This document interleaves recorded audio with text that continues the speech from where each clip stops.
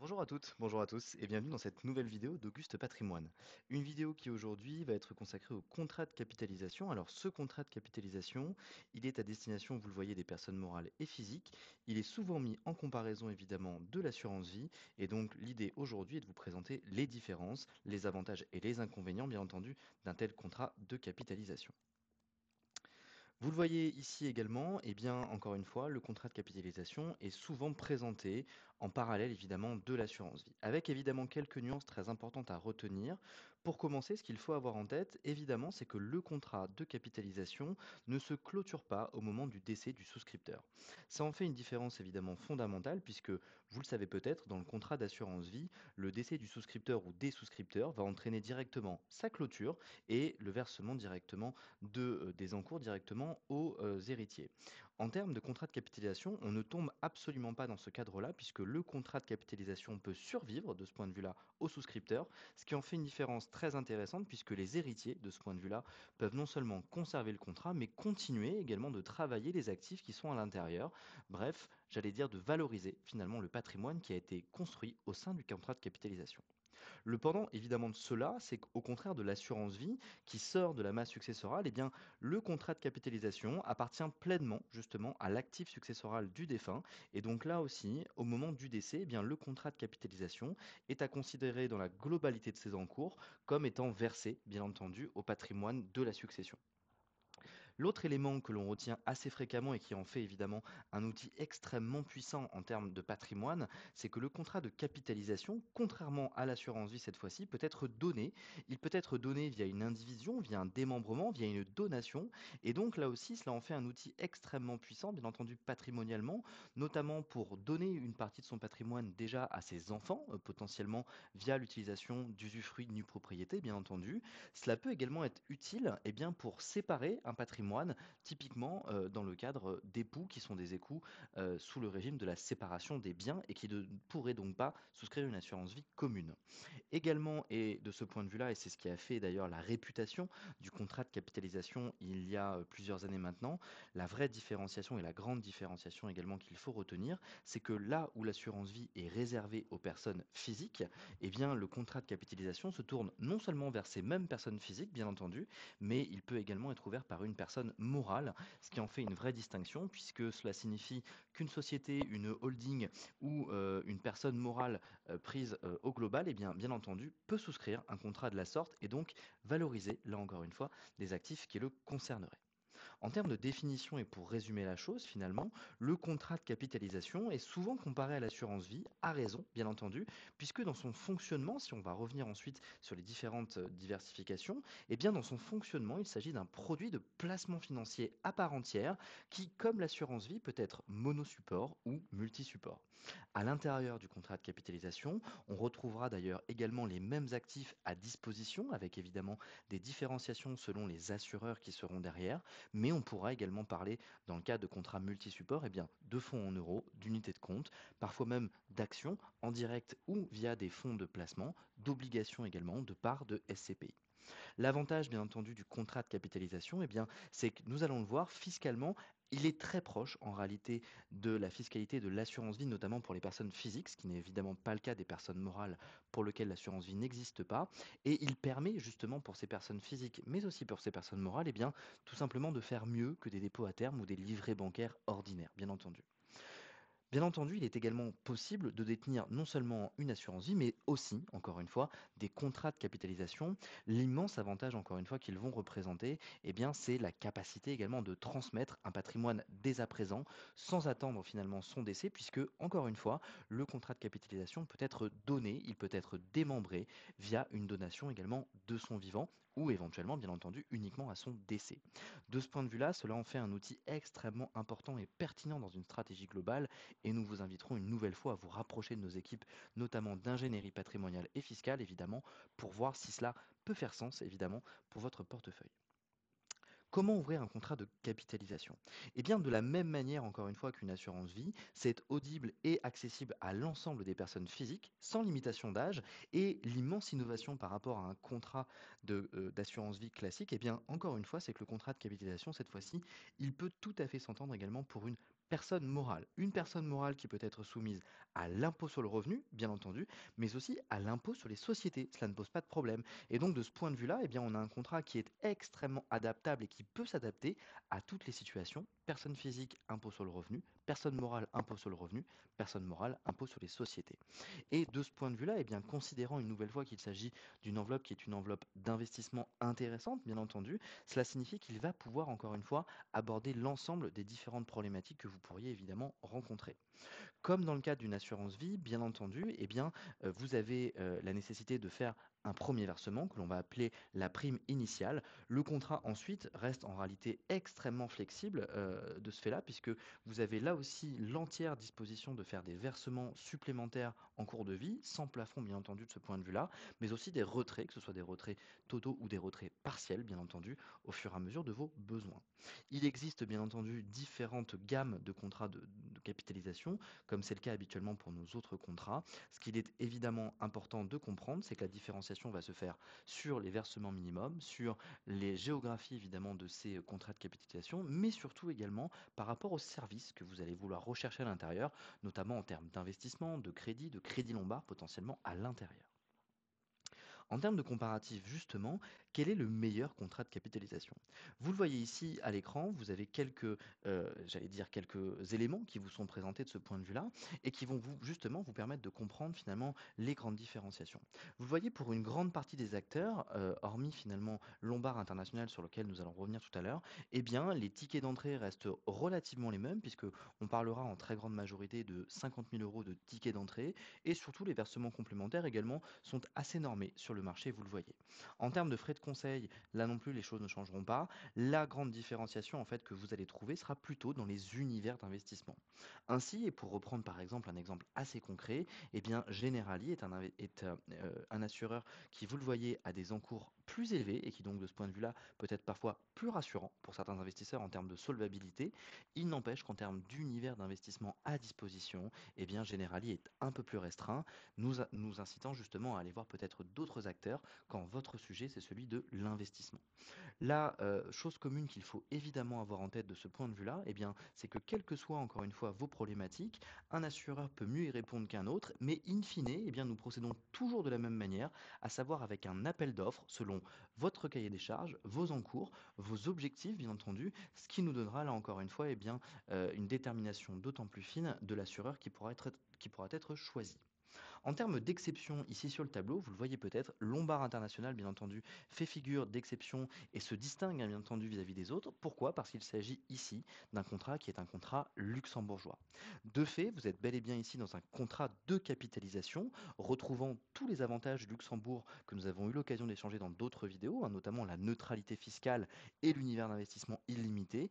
Eh bien, on le voit ici avec ce contrat de capitalisation lombard. Il se distingue là aussi par évidemment un univers d'investissement qui, vous le voyez, est illimité, la capacité à faire du crédit lombard, donc à adosser bien entendu vos actifs pour obtenir du financement de manière très intéressante bien entendu, et puis tous les avantages luxembourgeois avec notamment l'échappatoire à la loi Sapin 2 qui peut bloquer votre capital, mais aussi bien entendu un triangle de sécurité qui vient renforcer la sécurité de vos actifs.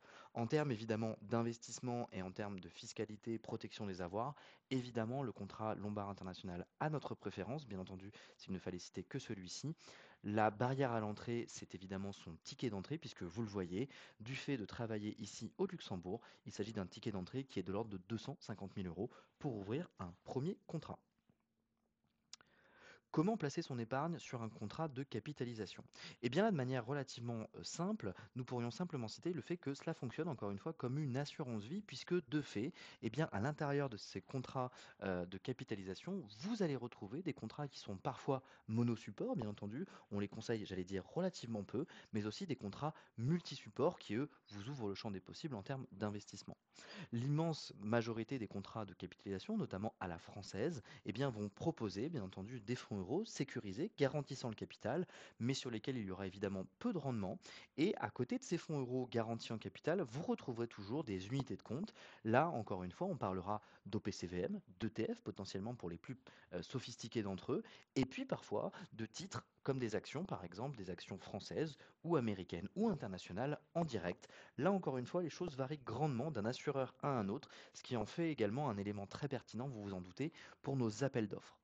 Encore une fois, à côté de cela, il faudra évidemment évoquer la spécificité au Luxembourg, puisque comme nous l'avons précisé il y a quelques minutes, le Luxembourg, en plus de tout cela, offre un univers d'investissement quasiment illimité de ce point de vue-là, ouvrant le champ des possibles, évidemment en contrepartie d'un ticket d'entrée un peu plus élevé.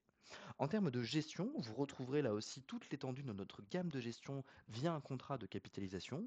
Comme dans le cas d'une assurance vie, eh bien, vous pourrez opter pour une gestion qui est libre, pour une gestion également qui est plutôt une gestion profilée ou une gestion sous mandat. Il est également possible, bien entendu, de faire de la gestion conseillée de ce point de vue-là. Et donc, pour résumer la chose, le placement dans un contrat de capitalisation reste le même, une nouvelle fois, à, j'allais dire, à 99% en tout cas, que celui de l'assurance vie. Charge à nous évidemment de comprendre votre cahier des charges pour vous proposer ensuite bien, des placements adaptés évidemment à votre situation. En termes de fiscalité, la fiscalité du contrat de capitalisation peut s'aborder de différentes manières. Le premier élément que nous souhaitions ici aborder étant évidemment les conditions de sortie. Ce qu'il faut avoir en tête sur un contrat de capitalisation, c'est sa grande flexibilité, une nouvelle fois, et ce qui est très intéressant, c'est évidemment les capacités de sortie sous différentes conditions. Comme dans le cadre d'un contrat d'assurance vie classique, vous avez avec un contrat de capitalisation la possibilité de sortir en rachat partiel, c'est-à-dire de ne retirer qu'une partie de vos avoirs au fur et à mesure de vos besoins, bien entendu. Il est également tout à fait possible de procéder à des rachats total, à un rachat total de votre épargne à tout moment. L'épargne chez Auguste Patrimoine n'est évidemment pas bloquée de ce point de vue-là, vous le savez. Et donc, bien entendu, vous avez une capacité de retrait à tout moment de rachat si on garde évidemment le lexique assurantiel. Il est également possible, et ça c'est une innovation bien entendu, une capacité du contrat de capitalisation, de sortir en rente viagère, ce qui vous permet de ce point de vue-là de recevoir un revenu régulier à vie bien entendu, tout cela étant évidemment variable selon votre espérance de vie au moment où vous allez souhaiter activer cette rente viagère, et puis bien entendu en fonction du capital que vous aurez pu accumuler bien entendu avant de mettre cela en place. L'autre condition de sortie, bien entendu, même si ce n'est pas celle évidemment que l'on souhaite a priori, vous vous en doutez, c'est celle de la transmission en cas de décès. Nous le répétons, hein, bien entendu, le contrat de capitalisation entre bel et bien dans l'actif successoral, dans la masse successorale, comme on peut le dire parfois, et donc ce contrat, il va être transmis aux héritiers. De ce fait, cela va poser évidemment deux grandes significations. La première étant évidemment qu'il y a des droits de succession sur le contrat de capitalisation, donc ce qui en fait un outil à manier évidemment avec précaution de ce point de vue-là. Mais encore une fois, l'avantage extrêmement important de ce point de vue-là, ça va être de pouvoir évidemment via le contrat de capitalisation en hériter et continuer à le gérer après, à faire vivre encore une fois ce patrimoine qui, lui, pour le coup, survit bien entendu aux souscripteurs. Contrairement à l'assurance vie, bien entendu, du fait de ne pas être, encore une fois, hors de la masse successorale, il est clair que le contrat de capitalisation n'a pas d'avantage fiscal spécifique de ce point de vue-là et ne retrouve pas, par exemple, les abattements en termes de droits de succession.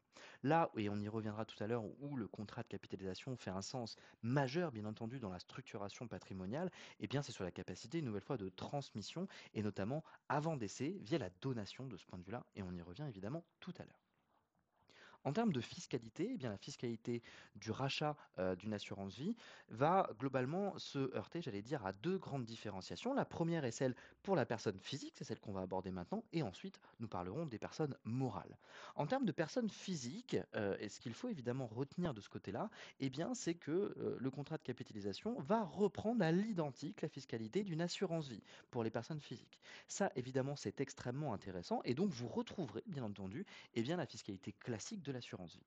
Comme dans le cas d'une assurance vie, donc, vous allez retrouver bien entendu une différenciation, une dépendance du régime fiscal par rapport à l'ancienneté de vos contrats de capitalisation.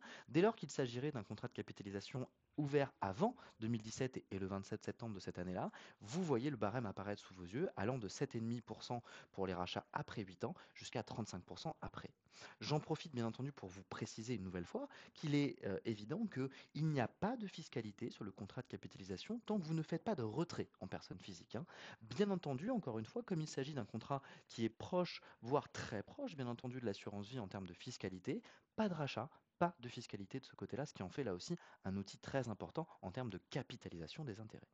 Si on en revient cette fois-ci par contre à un rachat pour des contrats qui ont été ouverts après le 27 septembre 2017, eh bien vous le voyez ici, on a bel et bien, c'est assez normal bien entendu, le retour du prélèvement forfaitaire unique qui, vous le savez, est en train d'évoluer et qui va évidemment être interrogé de ce côté-là. Mais ce prélèvement forfaitaire unique, eh bien évidemment, il va s'appliquer aux primes versées et la différenciation va se faire évidemment selon le montant des primes qui est versé.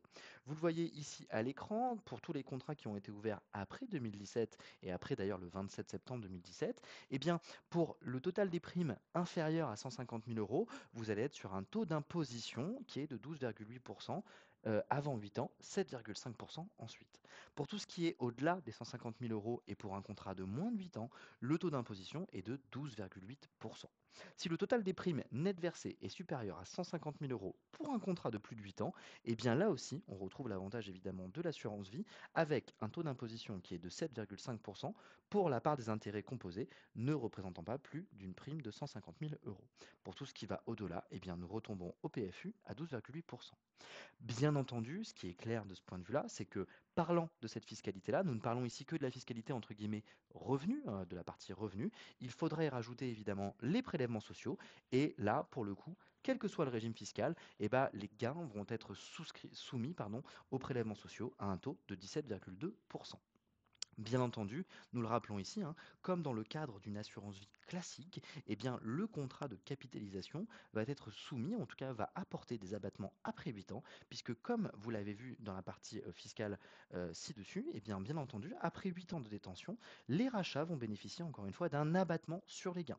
Ça, c'est extrêmement important. Cette notion-là, encore une fois, on la retrouve dans l'assurance vie. Ça signifie que dès lors que vous feriez un retrait dans le contrat de capitalisation après 8 ans, eh bien, la part de plus-value qui va être comprise dans ce retrait-là va être dégrévée de 4 600 euros pour une personne seule et de 9 200 euros pour un couple pacsé ou un couple marié.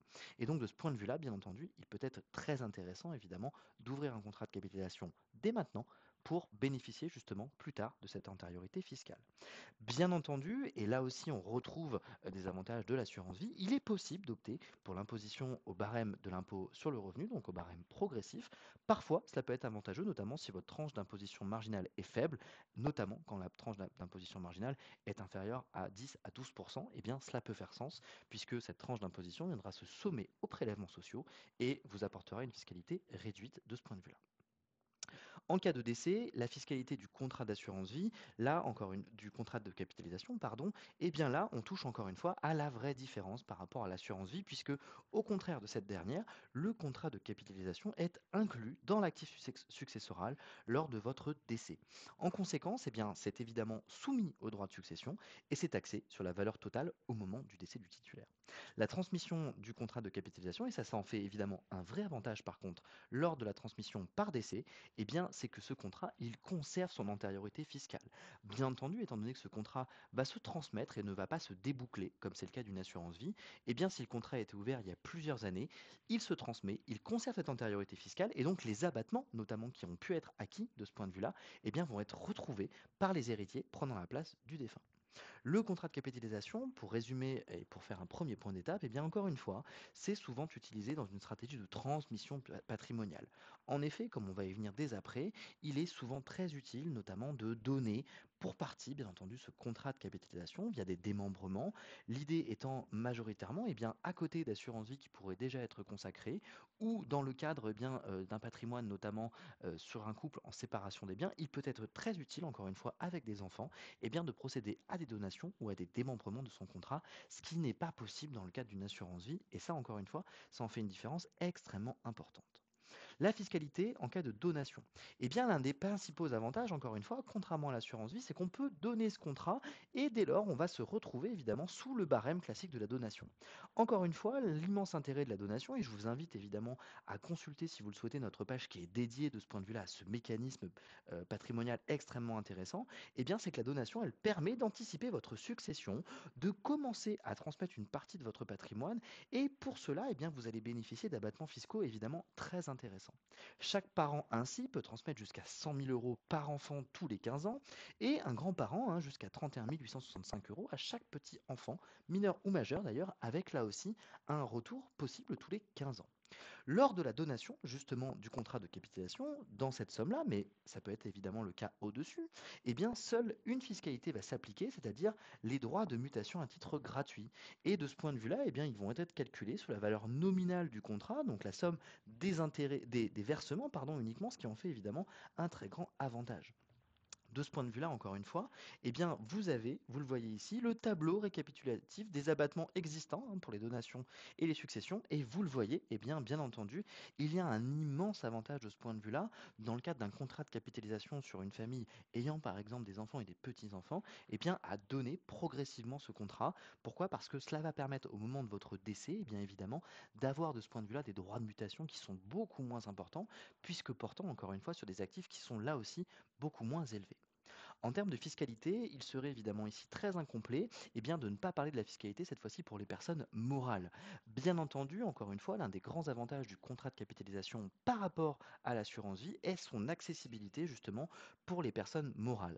Chaque année, une nouvelle fois, comment est-ce que les choses ont fonctionné? Eh bien là, au contraire, dès lors que la personne morale, notamment bien entendu pour la personne morale, à l'impôt sur les sociétés, à l'impôt sur le revenu, on revient à mon cas précédent, mais dès lors que la personne morale serait à l'impôt sur les sociétés, eh bien, il va y avoir un mécanisme assez particulier qui se met en place. En fait, c'est un taux de rendement forfaitaire qui est attribué. Ce taux de rendement, on va prendre une référence qui s'appelle le TME, le taux moyen des emprunts d'État, au moment de la souscription. Ce TME, par exemple, imaginons-le à 3%, pardon, eh bien, vous allez faire 105% fois 3%, ce qui va vous donner à peu près 3,015% de ce point de vue-là. Eh bien, c'est ce taux-là, ces 3% et plus, qui vont être appliqués chaque année quelle que soit la valorisation réelle du contrat de capitalisation.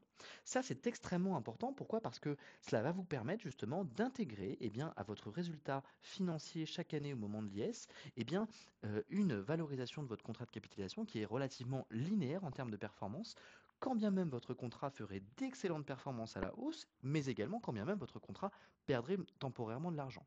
Et donc de ce point de vue-là, l'immense avantage du contrat de capitalisation pour personne morale va être justement de lisser l'impôt de ce point de vue-là, ce qui permet justement d'étaler dans le temps et sur la durée de vie du contrat l'imposition qui, bien entendu, au moment où ce contrat va être fermé, il y aura justement j'allais dire, un compteur qui va se mettre en place pour vérifier ce qui a déjà été acquitté et s'il faut faire un rattrapage ou au contraire vous redonner de ce point de vue-là un trop perçu. Mais encore une fois, l'immense avantage pour les personnes morales à l'impôt sur les sociétés, c'est cette capacité de lisser l'impôt de ce point de vue-là et ainsi d'avoir une visibilité très forte, bien entendu, sur votre imposition, sur votre résultat financier, voire évidemment de compenser potentiellement certaines années des résultats opérationnels qui pourraient être par exemple négatifs, cette fois-ci en retirant des encours sur une excellente année de contrat de capitalisation, par exemple.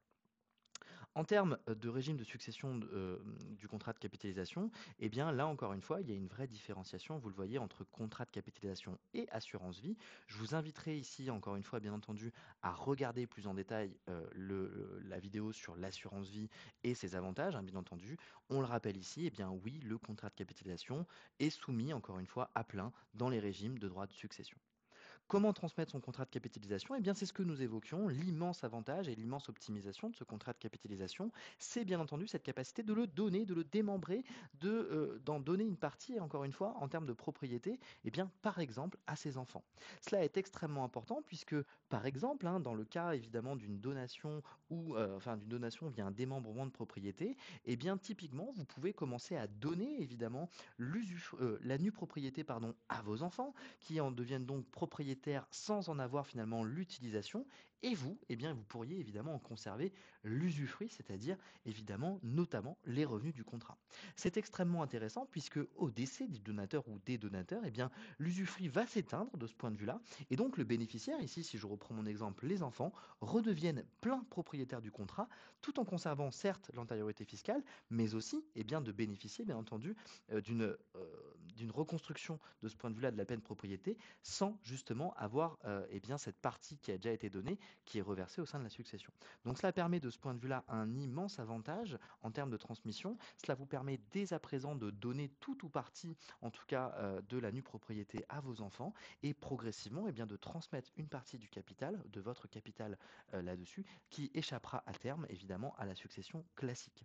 Ça est extrêmement important puisque, encore une fois, eh bien, les abattements, s'ils sont bien gérés, notamment par les abattements de donation, encore une fois, qui sont présents tous les 15 ans, eh bien, ces abattements vont pouvoir, encore une fois, être optimisés évidemment avec nos équipes. On va pouvoir évidemment vous accompagner justement dans le démembrement de vos actifs, dont celui du contrat de capitalisation. Et de fait, eh bien, encore une fois, vous pourriez bénéficier là aussi d'une transmission avec une exonération de droits, ce qui en fait, encore une fois, je le précise, un outil extrêmement puissant pour donner du capital à ses enfants, à ses petits-enfants, voire évidemment à d'autres personnes, bien entendu. Le contrat de capitalisation, pour avancer également là-dessus, il est également particulièrement pertinent si vous avez plus de 70 ans. Vous le savez, les avantages de l'assurance vie, notamment, sont très pertinents avant 70 ans, puisqu'ils vont permettre d'avoir des abattements, de ce point de vue-là, évidemment, sur les bénéficiaires. Ce n'est plus le cas, vous le savez, après 70 ans. Et donc, eh bien, ce contrat de capitalisation, notamment, il peut tout à fait faire sens sur des couples ou des personnes seules qui souhaitent justement continuer de transmettre, continuer de gérer via des enveloppes très efficaces leurs actifs après 70 ans, bien entendu, de ce point de vue-là. Le sujet, bien entendu, après 70 ans, eh bien, c'est que grâce à l'abattement de 100 000 euros par enfant, vous pouvez encore transmettre, cette fois-ci après 70 ans, ce capital-là. Et donc là, encore une fois, là où vous avez utilisé déjà l'assurance vie comme un levier de transmission par le passé, eh bien, le contrat de capitalisation peut être, encore une fois, extrêmement efficace de ce point de vue-là. En termes d'avantages, si l'on devait résumer les choses, eh bien, les avantages d'un contrat de capitalisation vont être déjà pour commencer la constitution d'une épargne disponible et rentable. De ce point de vue-là, non seulement nous ne sommes plus dans le cadre de livrets bancaires qui ne rapportent rien, non, ici bien au contraire, nous avons à disposition toute une suite d'investissements à disposition, que ce soit encore une fois les fonds euros, les OPCVM, les ETF, mais en règle générale toutes les unités de compte, ce qui va évidemment nous permettre non seulement d'avoir une dynamisation des performances, une meilleure valorisation de votre épargne, mais en plus de cela, des retraits qui peuvent se faire à tout moment. C'est une épargne liquide et, on l'espère évidemment, rentable. La diversification évidemment est très importante puisque comme nous venons de l'exploiter, selon vos objectifs, nous avons évidemment différents placements disponibles, mais là encore, bien entendu, la gestion est simple puisque vous bénéficiez de toutes les portes d'accès de ce point de vue-là, avec encore une fois une diversification du capital extrêmement intéressante. La sécurité des fonds, évidemment, elle s'entend avec les fonds en euros, nous l'avons dit tout à l'heure. L'accès aux fonds euros vous permet de garantir une partie de votre capital avec des rendements qui peuvent être non pas très intéressants, mais à minima couvrir l'inflation. Ça, c'est une solution qui est une solution plutôt sécuritaire, que nous ne conseillons pas uniquement, bien entendu. Nous vous conseillons évidemment de diversifier, mais malgré tout, eh bien, cela permet de sécuriser déjà une partie du capital avec un contrat de capitalisation. Optimiser la transmission, nous l'avons dit ensemble, puisque bien entendu, la donation va être extrêmement importante dans ce cadre-là. Et encore une fois, à défaut d'insister, le contrat de capitalisation est un outil extrêmement puissant. L'avantage fiscal sur les rachats également, il est tout à fait comparable bien entendu à ceux de l'assurance vie. Et donc dans ce cadre-là, je vous invite encore une fois à aller voir notre vidéo consacrée à l'assurance vie, particulièrement pertinente pour comprendre justement sa fiscalité. Le dernier point, vous le voyez ici, c'est qu'il est adapté aux personnes morales. On ne le répétera jamais assez, mais encore une fois, le contrat de capitalisation, au contraire de l'assurance vie, est ouvert aux sociétés, aux holdings, aux SCI peut-être si tel est votre cas. Et donc de ce point de vue-là, enfin, un contrat qui vous permet non seulement de retrouver tous les avantages que je listais, que ce soit à l'impôt sur le revenu ou à l'impôt sur les sociétés, oui, vous pouvez diversifier efficacement votre capital, voire à terme le donner, évidemment avec un outil extrêmement puissant et vous le voyez ici à l'écran avec de nombreux supports disponibles. En termes bien entendu d'inconvénients, eh bien, on va retrouver les inconvénients de ces avantages, allez le dire ainsi. L'absence de clause bénéficiaire, il ne s'agit évidemment pas d'une assurance vie, donc il n'est pas possible évidemment de désigner un bénéficiaire en tant que tel. Cela évidemment va faire que le contrat de capitalisation, lui, est versé à la succession classique et donc de ce point de vue-là, vous avez encore une fois, les abattements ne sont pas présents pour les héritiers. Il faut donc évidemment donner le contrat comme nous l'avons dit durant toute cette vidéo. Le dernier élément, et bien là aussi, c'est que la fiscalité, elle est classique de ce point de vue-là, et donc elle doit être maniée avec beaucoup de précautions. Nos équipes de ce point de vue-là vous accompagnent, vous en doutez, au quotidien, non seulement pour définir bien, la stratégie qu'il faudrait mettre en place dessus, mais aussi pour piloter, évidemment, au mieux votre fiscalité si jamais demain vous choisissez de travailler avec nous pour un contrat de capitalisation.